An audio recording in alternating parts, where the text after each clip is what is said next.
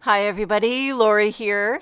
Thank you so much for joining me today. I'm excited to be a part of the Pinkfresh Studio August release blog hop, and I have a fun festive project to share with you featuring the Winterberry's products. I'm going to walk you through. There are 4 different products called Winterberry's Frame. So we have the stamp set, the coordinating die set, the coordinating layering stencil set, and these are all called Winterberry's Frame. And then finally there is the hot foil plate. So you could use these all individually. You don't have to have all 4, but I'm going to show you how to use all 4 on my project today. I'm going to start by foiling up that Winterberry's hot foil plate. I got it nice and hot on the Glimmer foil machine.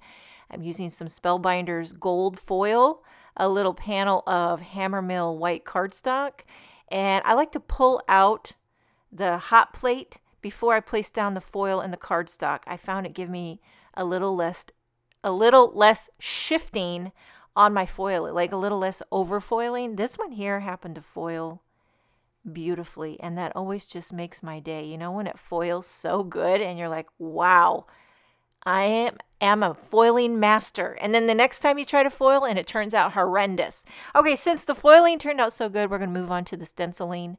To hold down my panel and my stencils, I'm using the Waffle Flower Grip Mat, the 5.5 and the 8.5, the 5.5 by 8.5 inch grip mat. There are several different sizes.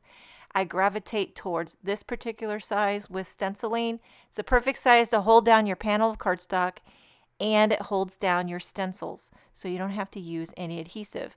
It does stick better on a glass surface, so I put it down on my Simon Says Stamp glass, that white glass mat, so it sticks down perfectly on that. I did shift it over to the right a little bit just for the purpose of filming. That way I could get my inks in there to the right. I'm going to be using all Pinkfresh Studio inks starting with Mint.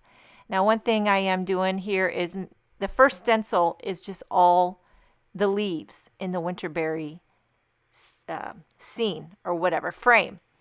And I'm going to do 3-tone leaves. You don't have to add 3 different colors, but if you want to live on the edge and really make it festive and fun, bring in some different colors. So I started with Mint, and I just went in different areas.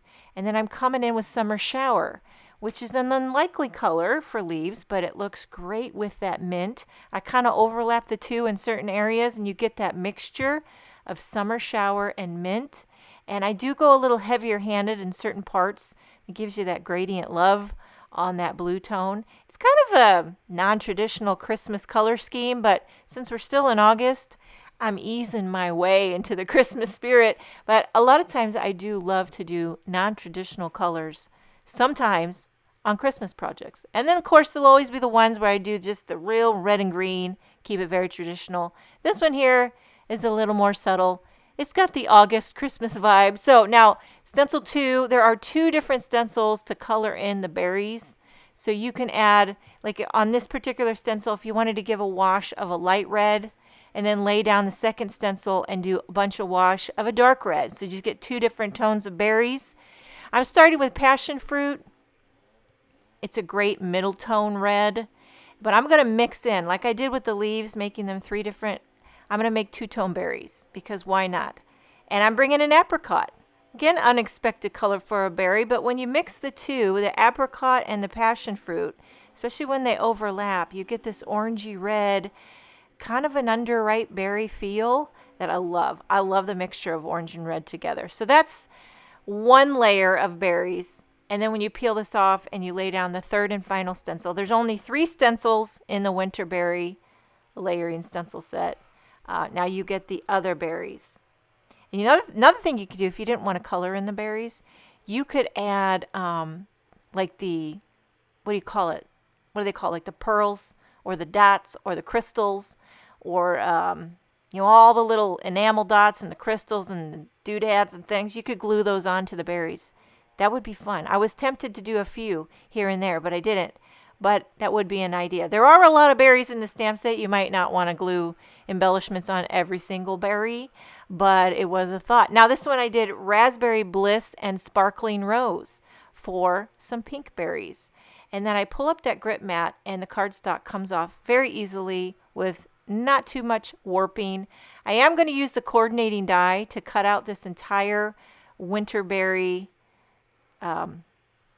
image. There are several different little sprigs that are individual. This is not all held together in one frame, but it did all stay intact when I ran it through my die cutting machine. See how it's all still intact? I decided to leave it all in the die like so, and I'm going to put foam tape on the back of these berries and then pop it down on a card base.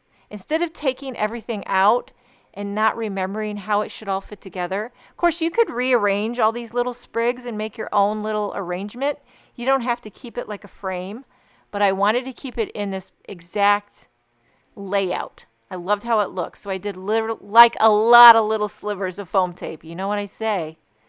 Because dimension is life. And I'm popping it up on a cream card base.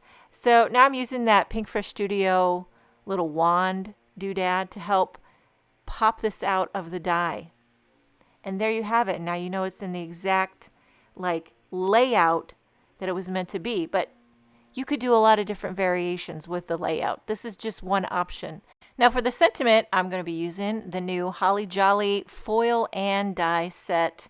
Gives you one foil plate that says Holly Jolly. I went ahead and foiled it up off camera, die cut it, popped it up right in the center. For embellishment, I'm adding a few metallic gold pearls. And this card is finished. It's holly, it's jolly, it's foiled up to the high heavens with some beautiful, kind of non-traditional holiday colors. Love that cream card base. Make sure and check out the rest of the Pinkfresh Studio August release blog hop. Thank you so much for joining me. Have a wonderful day, and I will see you next time.